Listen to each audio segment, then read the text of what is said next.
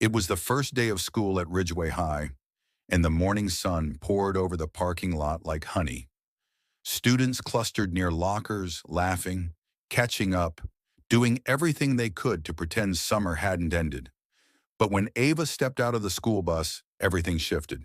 She was the new girl, quiet, confident, and the only black girl in a school that hadn't changed much since the 80s.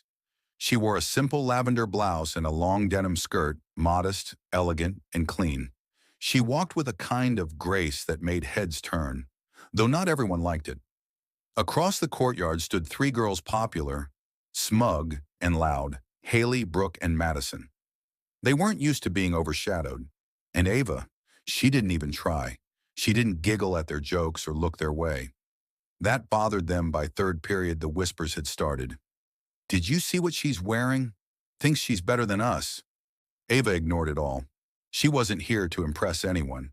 She just wanted to focus on her art, get through the year, and make her mom proud. But the bullies weren't finished. During lunch, Ava sat alone under a tree, sketchbook open. That's when they came.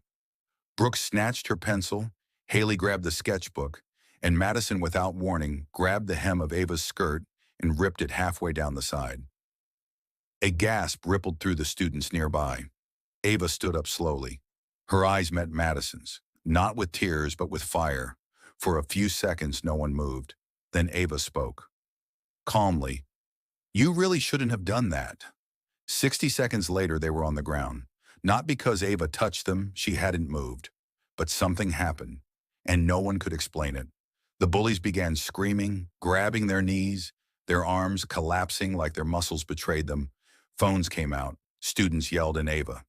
She just stood there, skirt still torn, and smiled. Chaos broke loose in the courtyard.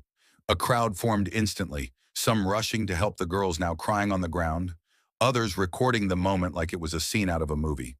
But not one person could explain what had happened. No one had touched them. Ava hadn't even flinched. The nurse was called. Security rushed over. And Ava, she calmly picked up her sketchbook and pencil from the grass, dusted them off, and walked away without a word. Her skirt still hung awkwardly at the side, but she moved with poise, head held high.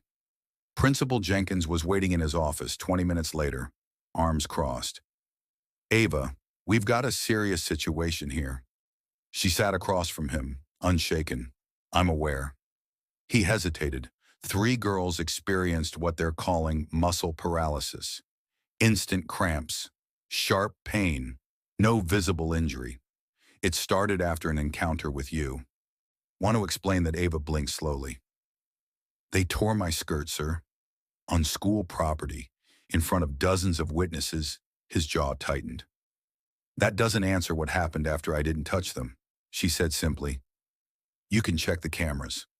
He already had. That was the problem. She was telling the truth. But something strange lingered in her tone, something deeper. The principal sighed, leaned back, and said, "I'm going to let you go for now, but we'll be following up." Ava nodded politely and left the room like nothing happened. But word spread faster than fire through dry grass. By the end of the day, half the school had seen the footage. The comments online were relentless. "She cursed them. She's got powers. Nah, that's voodoo or something." And while everyone whispered theories, one thing was certain: nobody wanted to mess with Ava anymore. That night, in her small bedroom above her grandma's flower shop, Ava flipped through her sketchbook. On one page was a rough pencil drawing three girls, kneeling, holding their legs in pain. She closed it. The page had been drawn 2 days ago. The next morning, Ridgeway High felt different. Students didn't just glance at Ava. They cleared the hallway when she walked through. Some nodded nervously. Others avoided eye contact altogether. Even the teachers, though professional, spoke with a strange caution around her. Now Ava didn't mind. She wasn't there to make friends. But she wasn't trying to scare anyone either. She just wanted peace. In chemistry, her lab partner, Miguel, finally broke the silence. "Did you really draw them like that before it happened?" Ava looked at him, eyebrow raised. "You believe everything you hear online?" He shrugged. "It's not just online. My cousin was there.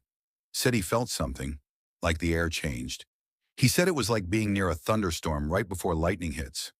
Ava didn't respond, because Miguel wasn't wrong. She remembered the moment clearly. The instant the skirt tore, something inside her unlocked. A pressure, a pulse. She didn't will it to happen. It just did. After school, she went straight to her grandma's shop. The bell over the door jingled softly. Her grandma, Mama Roo, stood behind the counter arranging sunflowers. "You did something, didn't you?" Mama Roo asked without looking up. Ava froze. "I didn't touch them." "That's not what I asked." Silence. Mama Roo finally looked up. Her eyes, deep and knowing, searched Ava's face. "You opened the sketchbook before it happened." Ava nodded slowly. "Child," Mama Roo whispered, walking around the counter. "There's power in that book. Not everyone in this world gets that gift, and fewer still can control it." "I didn't mean to hurt them," Ava said quietly.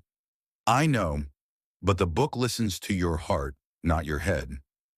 That's why it showed you what was coming." Ava looked down at her hands. "What am I supposed to do?" Mama Roo placed a hand on her shoulder. "You have to decide what kind of artist you want to be. Do you draw the future or shape it?" And before Ava could answer, the shop door burst open. Haley, one of the girls from the courtyard, stumbled in, face pale and eyes wild.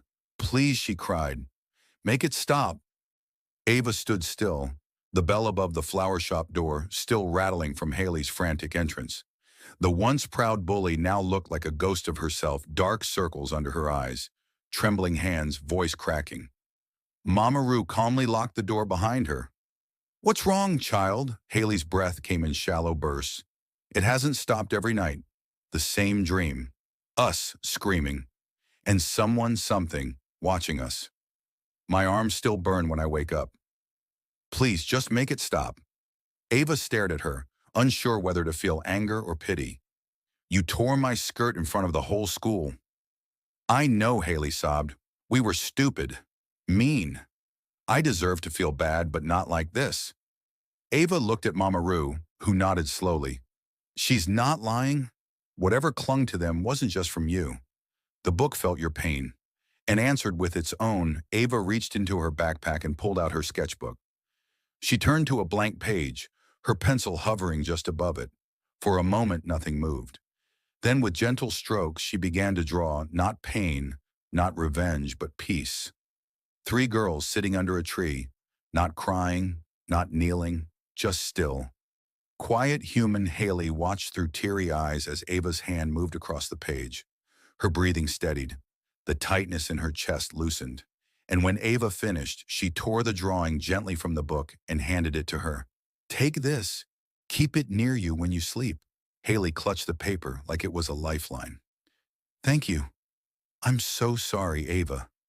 Truly, Ava gave a small nod, then started acting like it. That night, Ava sat by the window in her bedroom, watching moonlight spill across the floor. She didn't feel powerful. She felt responsible. She opened the sketchbook again and stared at a fresh blank page.